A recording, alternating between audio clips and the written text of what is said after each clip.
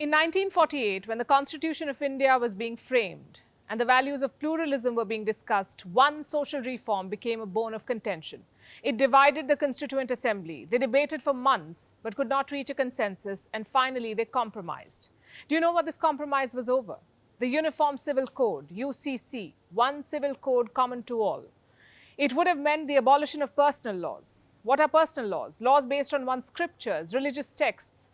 They regulated almost every aspect of life: marriage, divorce, inheritance, adoption, guardianship, everything. A lot of these laws were discriminatory, unfair to minority groups and women. The Sharia law had provisions that deprived women of inheritance. Certain Hindu customs deprived women of remarriage.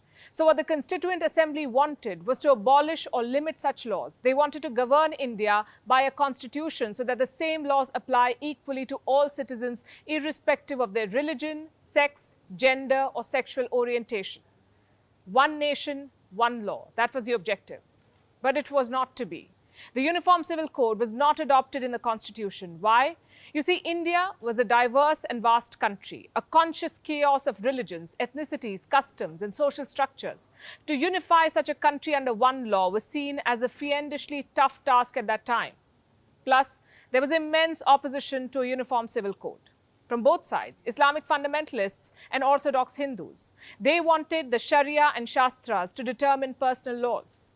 They feared a Uniform Civil Code would open a Pandora's box.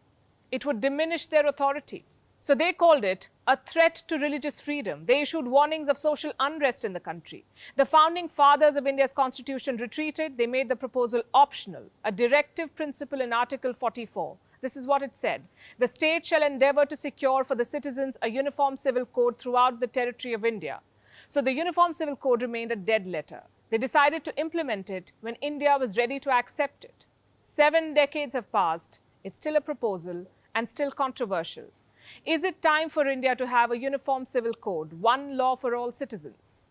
Hello and welcome to Gravitas Plus. I'm Palki Sharma Upadhyay, and I come to you with arguably the most contentious concept in modern Indian history, a concept to govern India under one law. First things first, what is a Uniform Civil Code? One law for one nation. Historians say its origins can be traced back to the Romans. They governed themselves based on a civil law, not holy texts. The Mesopotamians did the same. They followed the code of Ur-Nammu, apparently the oldest law code in history. It encouraged people to think of themselves as one family with one set of rules. The US Constitution is another example. It says all men are created equal. Mind the patriarchy, that's a discussion for another day. Now imagine if Thomas Jefferson had said that only white men are created equal. American history would have been different. But it's not. American law treats all citizens as equal, and all of them must follow the same law. Well, that's not the case in India. Laws here are based on religion, caste, culture, even geography, especially when it comes to property and inheritance rights. Case in point, Northeast India, states like Nagaland, Meghalaya and Mizoram. They're not governed by mainstream laws.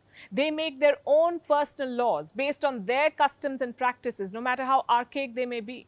And these laws are said to preserve the peculiar cultures of these states. Then we come to religion. Certain personal laws for Muslims in India are determined by the Quran. They're mostly related to marriage, divorce, inheritance and custody of children. A woman's right to alimony is determined as per the Sharia. So is a woman's right to inheritance of property, even her right to adopt a child. And all of this leaves women at the mercy of the Muslim Personal Law Board, a body run mostly by men and influenced by clerics. The British supported its formation. Why? To divide and rule, to keep India segregated into watertight compartments. Think about it. If different communities had different rules, there would be friction, divisions, and the British would use it to their advantage. Unfortunately for India, this continued even after independence, and not for lack of trying. From Dr. B.R. Ambedkar to Jawaharlal Nehru, they all wanted to get rid of personal laws and bring a civil code. Ambedkar, in fact, was the strongest proponent of it. Here's what he said in a Constituent Assembly debate: I personally do not understand why religion should be given this vast, expansive jurisdiction so as to cover the whole of life and to prevent the legislature from encroaching upon that field. After all, what are we having this liberty for?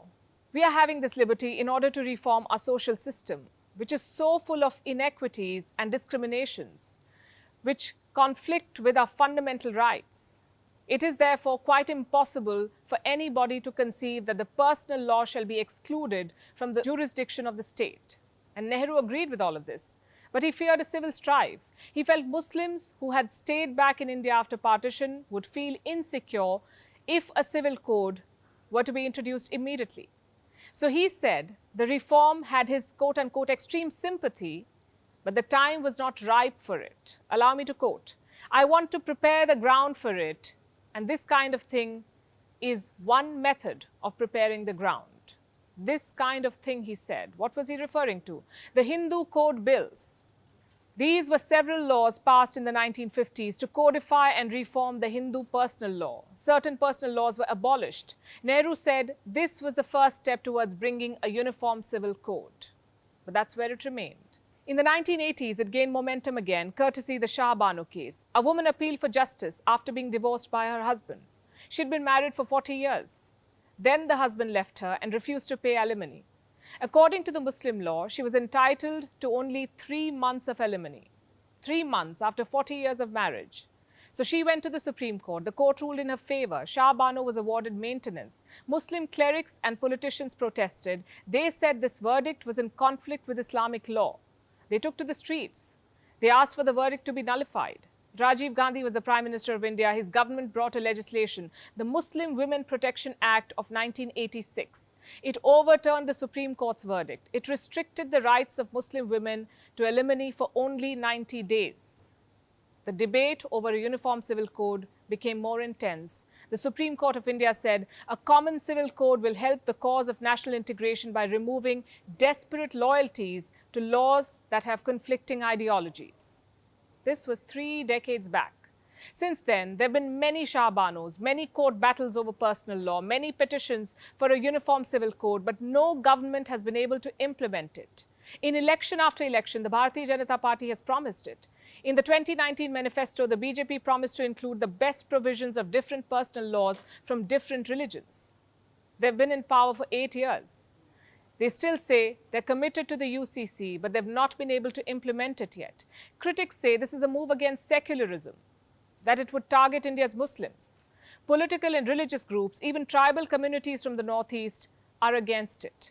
They say it's a conspiracy to impose majority Hindu views over minorities. The proponents of the Uniform Civil Code do not agree. They say it will only bring uniformity, uplift women and oppressed religious communities. They point towards the state of Goa. It's the only Indian state with a uniform civil code. You see, while the British ruled the rest of India, Goa was under Portuguese control until 1961. They introduced a civil code applicable to all. It is still in force. Then you have some Islamic countries that have reformed personal laws to check their misuse, like Turkey, Tunisia, Morocco, Egypt, Jordan. They've all codified personal laws as per their constitution. Turkey and Tunisia have abolished polygamy. Jordan and Egypt have banned triple talaq. If Muslim countries can reform personal laws, if Western democracies can follow a common civil code, why then are Indians living under laws passed before independence? The question is more legal than political. And it's not that there aren't orthodox practices in other religions. There are biases in personal laws of every faith in India. Laws pertaining to succession among Hindus are unequal. Laws pertaining to inheritance among Christians are lopsided. Even Sikhs, Jains and Parsis are governed by the same laws as Hindus, no matter how distinct their practices and cultures are. Is it time to put an end to all of this? To unite India under one law? Well, it makes all the sense. But it remains controversial because of its misuse by religious forces, its misinterpretation by politicians. The way to do it is build consensus, bring experts from all communities and faiths together, draw from the best of their traditions and practices, make them applicable for modern times, and unite them under one civil code. It's about time we did this.